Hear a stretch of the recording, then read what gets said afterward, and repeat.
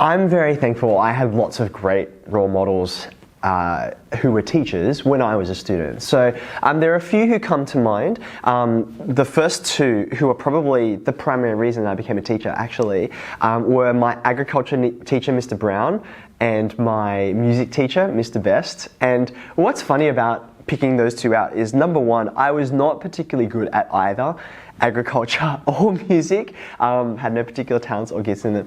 But that was part of why I learned something very valuable from both of them, which is that I think a good teacher is not just interested in like the best students in their subject. I don't know if you've had any teachers like this, who it's like, if you're really great at writing, right, in English, it's like, I will put all my attention, all my time into you, and if you're not very good at this, you're never going to be, a high-flying author or be good at writing essays. It's like, I got no time for you. I think that that's sad. And so for me, what I really love is about taking people who struggle, actually, and helping them out, providing them support to get somewhere they would have thought was impossible otherwise. So they were my role models there. They taught me what it means for teachers to not just teach a subject, but to teach people. Like they were much more than they were good at explaining or really good at writing and marking assessment tasks or things like that. They were just really good human beings, and that's what I learned from them and remember them. And then probably, if I had to pick one other person, it was my Year 7 maths teacher actually. His name was Mr. Wern. And funnily enough, part of the reason why he sticks in my head is that I sat under him as a student in Year 7. And then when I came back to be a teacher, I actually went back to my old school and taught there for 6 years. And so he mentored me in a very different way as an educator. And so I learnt so much from him about what it means to be a good teacher, like what does good classroom practice look like, what kinds of things should you prioritize if you're a teacher. He's a really important role model for me, I guess, as well. Have I ever taught a student who changed the way that I taught? That was the question, wasn't it? Yes, numerous times. And I can think of two really good examples for you that perhaps really strongly illustrate the difference that a student can make in the life of a teacher. The first one was in my first year of teaching. And I guess that's probably not a surprise, because in my first year of teaching, I knew hardly anything. So I was learning a lot in every moment. I remember it as crystal clear, because it's actually a very traumatic experience for me. I was going to teach, and maybe you guys actually remember this fairly recently. I was going to teach one of the very first lessons in calculus, right? So this is when you're learning how to differentiate stuff, and you're like, oh, here's a function, here's how to find the derivative. And you might recall, one of the things you learn fairly early on is called differentiation by first principles, right? That's the idea that the technique you have to learn, right? Now, in my head, I thought, as I'd thought many times before, I know how to do differentiation by first principles. So all I need to do is go into the classroom and kind of show on the whiteboard, this is how I do it. And once I show you how I do it, then you should be able to do it. And that was literally in my head, as complicated, like that's as advanced as I'd thought. And so I went into the classroom, reasonably confident. It's always nice when you go into a lesson, you're like, I think I know what I'm talking about, right? Narrator. He was wrong. I went into the classroom and I did it. I showed it up on the whiteboard. I'd chosen an example that I thought was fairly clear. And then I did it. And I looked out at the classroom at the students in front of me. And they just, like, maybe one or two were like, yep, cool, I'm going to go do my exercises. I now realize in hindsight, those students probably had learnt this before they'd seen me explain it. So they already knew. It wasn't because I explained it well. The rest of the class, they just like sat back and were like, I have no idea what anything you just said meant. Like, I'm completely confused. I'm so confused, I don't even know. Have you ever sat in a class and like the teacher explains something and you're like, oh, that makes sense. And then there's this one thing and I'm like, I don't know what that means. So you can stick your hand up and say, can you explain X to me, right? As I was looking at my class, what I had done was so unclear and confusing. They didn't even know where to begin to ask a question. It's like, I don't know, sir. It's just a hot mess. Like that's where they were. And so that kind of shook me up because I had no backup plan. I didn't know what to do next. I was so expecting it to work. I was so confident in my own ability as a teacher that I didn't have any plan B for where to go next. And so that dramatically changed the way I thought about every lesson I've ever taught since, in that, number one, I know when I want to explain something, I can't just have, number one, a single explanation, right? I've got to have like at least 5 up my sleeve, because that first explanation might be good for some proportion of my class, but it probably won't be good for all of them, and I'll need something else, some other technique, some other method, right? Some other metaphor. Secondly, it made me sweat the details of everything I bring to the classroom. So this happens a lot more in a teacher's early career, but it still happens now. Like, I've been teaching for, this is my 14th year of teaching, and I sort of still do this. When I go to sit down and give a lesson, I will like get a piece of paper, or my iPad generally, and I'll sometimes literally write out every word of what it is that I want to say to explain a concept or introduce an idea. And I won't use those notes in the actual lesson, because I don't want to be standing there reading off of something. But the process of actually logically setting out my ideas and putting them into words is so important to be able to make it clear in my mind, so that when I get up and I don't have those notes in front of me, I can actually say something that's not incoherent babble. So that's the second thing. And then the third thing is, I've realized part of what makes me hopefully a useful and effective teacher is boiling things down so they're simple, and taking a complicated thing and making it, like, breaking it into the pieces so you can identify each individual bit and connecting it to the things you already know. Those things are like the bread and butter of what I do every day.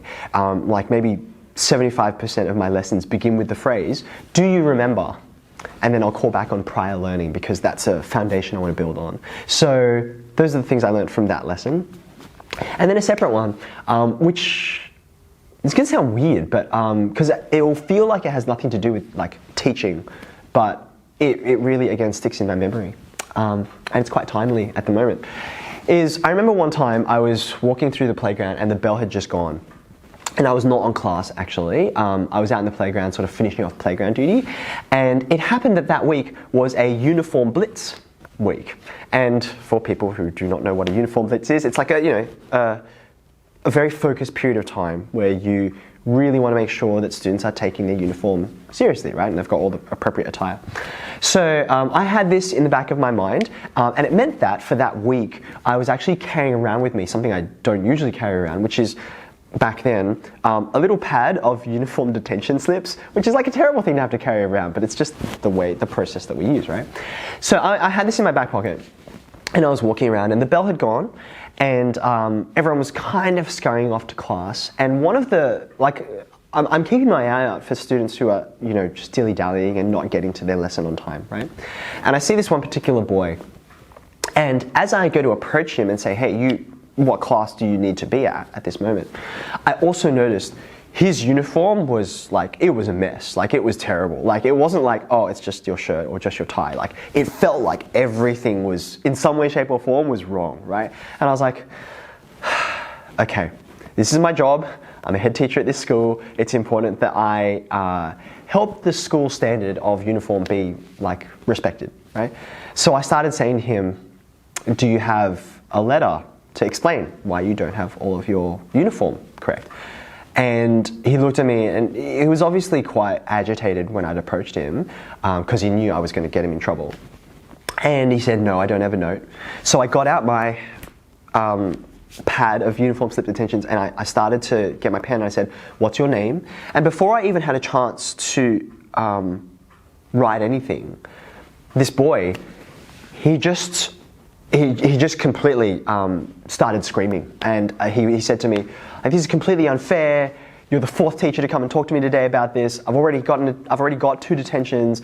I'm not living at my dad's place, which is where there's a washing machine, and so I've got no clean uniform. These are the only clean clothes I've got." And he was very, very upset. And immediately, I'd realized I'd come to this situation thinking I knew what was going on, that this student's late, that they're not taking their uniform seriously. So the right action is give them a uniform detention. And what I'd not paid attention to at all was that this young man had so many other things going on in his life that I didn't know about that fed into his present situation. And actually what he needed in that moment was not for someone to get him in trouble, but actually someone to listen to him and understand what he was going through and, crazy idea, rather than get him in trouble, actually maybe give him help. That's what he needed in that moment. And there have been hundreds and thousands of moments like that throughout my teaching career where I've looked at, like, you see behavior on the outside of someone and that tells a story, but it very seldom tells you the entire story, and you need to ask questions and try and understand and find out what's really going on. So even though that's not like here's an idea I'm explaining, or here's an activity I'm trying to do in class, that's really changed the kind of teacher that I am and how I approach all my students. So hopefully that answers the question. In terms of 1, being a teacher, and 2, putting my lessons on YouTube, were there any negative views? And the short answer is yes. In fact, I remember, it's part of why I'm doing this mentoring program, when I mentioned to my teachers that I wanted to become a teacher. It was my teachers themselves who were probably the most vocal about saying to me, are you sure you want to become a teacher? Like, you could do lots of other things. Wouldn't you rather X, Y, Z? And I think what they were trying to do is they wanted to help me, because when you're young, I don't know if this word means anything to you, but young people are often very idealistic about the future, right? It's like, I have a picture in my head of what it's going to look like. It's a little bit like, in every Disney movie, not every Disney movie, but in many Disney movies, there's some moment where, like, the hero, they're facing this problem and then they sing a song, right? And the song is about what it's going to look like when everything is fixed up and when it's going to be amazing, right?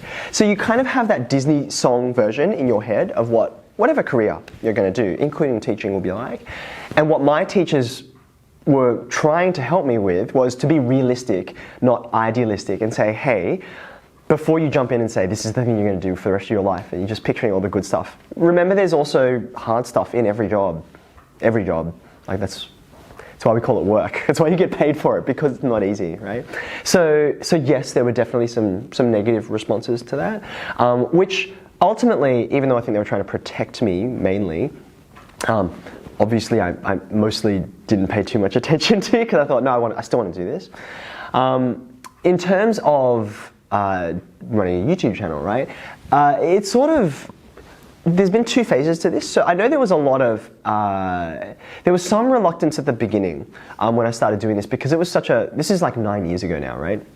So because it was it was a much lesser known thing back then. Like, YouTube was a place where you'd think about, music videos and cat videos. Like, that was what YouTube was about. And as an educational platform, I don't think anyone would really have thought about it in serious terms. So there was sort of a lot of raised eyebrows around YouTube. Isn't it that place where people just like waste time? It's just for entertainment, not education. So there was that angle. And then there was a secondary angle, which was that I'm a human being and I make mistakes. And not just that I'm a human being and I make mistakes, but I started recording my classroom lessons when I'd been teaching for about bit over 4 to 5 years, right? Which is not that much experience. Right now, being far into the future, I've learned a lot, but I still have so much to learn. And that's even more true of me 9 years ago. I wouldn't have called him an expert teacher who knows everything. And so people were kind of saying, who do you think you are to put your stuff online and sort of, offer this up as something which hopefully is useful? My, objection to that, and the reason why I continue doing it anyway, was that even though there's heaps to improve on, the way you improve on something is by doing it, right? And I hope that even what I did back in those early days was still useful to people. It was still of value to them to see the way something was explained or taught, maybe just in a different way. Or even for my own students, just to see it again. Like, I'm sure you guys have had that moment where you're thinking in an exam, I learnt this, but it was so long ago I can't really remember. And having videos online means my students, anytime, who were in the classroom at the time, can review all of that. So I guess that's my way of saying, even with all of the negative attitudes that there can be, I feel there are enough positive reasons that have overcome all of those.